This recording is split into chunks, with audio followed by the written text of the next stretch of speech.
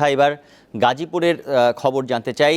গাজীপুরের এই শ্রমিক অসন্তোষের খবর জানতে আমরা সহকর্মী জাহাঙ্গীর আলম আমাদের সাথে যুক্ত হবেন। জাহাঙ্গীর, আমাদেরকে জানাবেন আসলে গাজীপুরে কোন কোন কারখানা বন্ধ আছে, সার্বিক পরিস্থিতি কেমন এবং আইনশৃঙ্খলা বাহিনীর তৎপরতা কেমন দেখছেন সেখানে?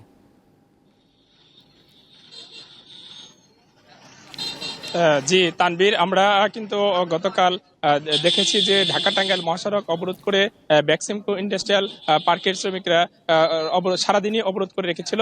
পাশাপাশি পাশের আর অন্য একটি কারখানায় গিয়ে তারা আগুন ধরিয়ে দেয়। এই ঘটনার পর থেকে আসলে কাশিমপুর এলাকার ৮-১০টি কারখানা বন্ধ রয়েছে।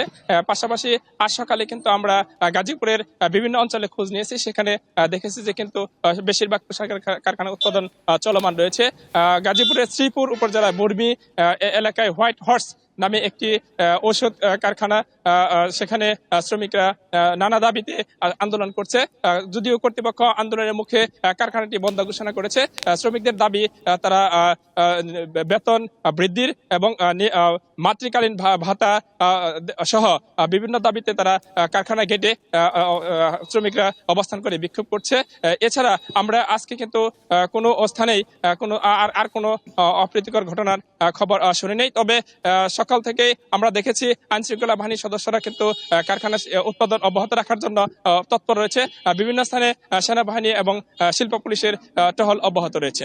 এবং শ্রমিকদের সাথে আমাদের কথা হয়েছে, শ্রমিকরা কিন্তু আসলে চায় যে তারা শান্তিপূর্ণ পরিবেশে কারখানাগুলোতে কাজ করবে এবং তারা তাদের উপার্জন যাতে বন্ধ না হয় সেজন্য কর্তৃপক্ষ জানে সব ধরনের ব্যবস্থা করে, তার জন্য কিন্তু শ্রমিকরা আশাবাদ ব্যক্ত করেছেন।